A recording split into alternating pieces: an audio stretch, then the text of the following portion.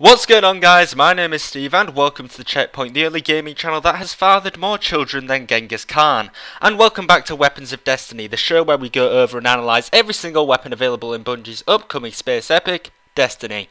Today we're looking at the machine guns, heavy weapons that pack an even heavier punch. Let's get started.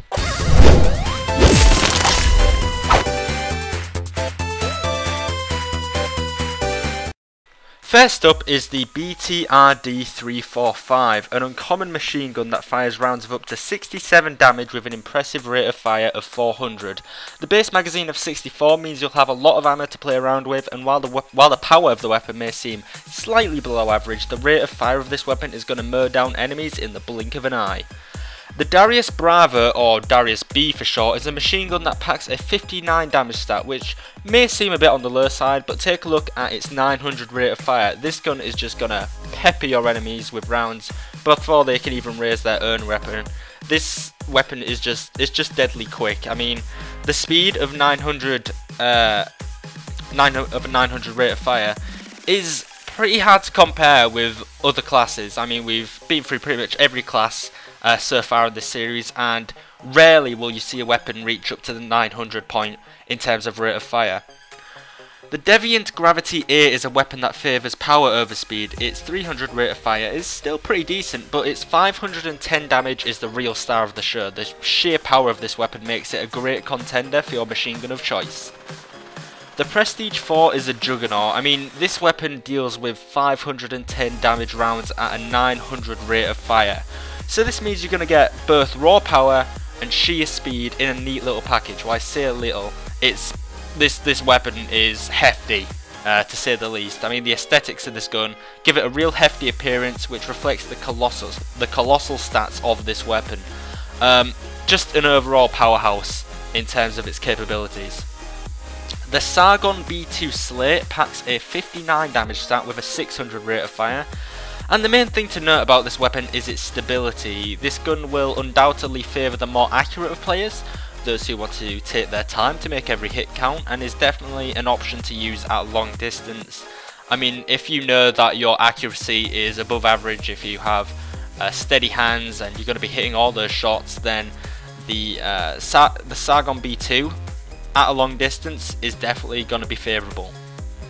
The Tamerlane-B is a common machine gun that fires 59 damage rounds at a 450 rate of fire. The in-game description states that this gun features a high level of precision for its class, so if you prefer to play things at a longer distance, then this gun is going to be especially favourable to you. And as well as this weapon, its older brother, the Tamerlane-C3, is pretty much just a damage upgrade. It still retains the high accuracy of the Tamerlane-B, but it now packs 106 damage. Which is a difference of 47, however it's harder to find than the Tamerlane-B, so if you're willing to search for longer, you'll be rewarded with the better weapon of the two. The Culling is a legendary weapon that packs 510 damage with a 900 rate of fire.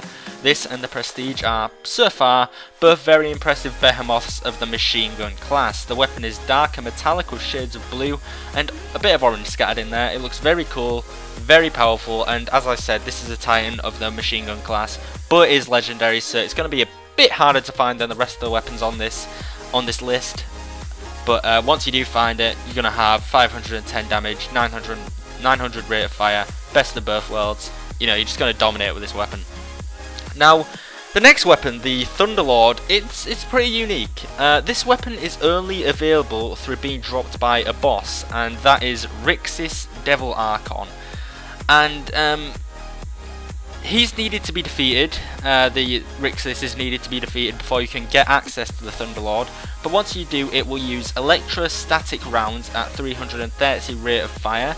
And the rarity of this gun really sets it apart, as you have to go through a boss to get it.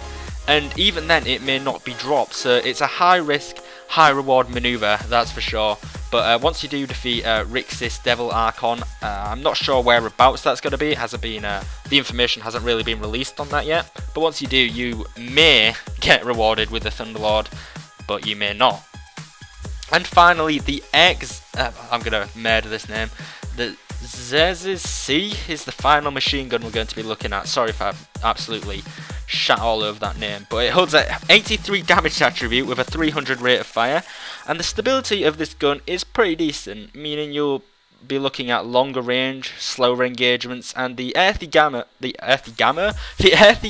gives it a really cool rustic look. I mean, so far there've been a couple of weapons in this series that have a really traditional brown earthy kind of look, which really gives it a rustic look and sets it apart from all the other weapons by going back to kind of non-futuristic aesthetics, whereas a lot of the guns focus on the sleek design of the game's time setting. But I like the ones that kind of take a step back and focus more on the traditional design schemes. So those are the machine guns of Destiny. Which one is your favourite? I think my favourite is probably going to be the Culling is up there, but also the Prestige 4. I don't know, they're all good, but once the game comes out, we'll find out which one is the best overall. And yeah, if you enjoyed the video, leave it a like, subscribe to the channel if you haven't already. Thanks for the support on the series so far. We only have one more episode of this series left, and then we're going to be seeing where we go from there. But yeah, follow us on Twitter at RealCheckpoint, and I will talk to you soon.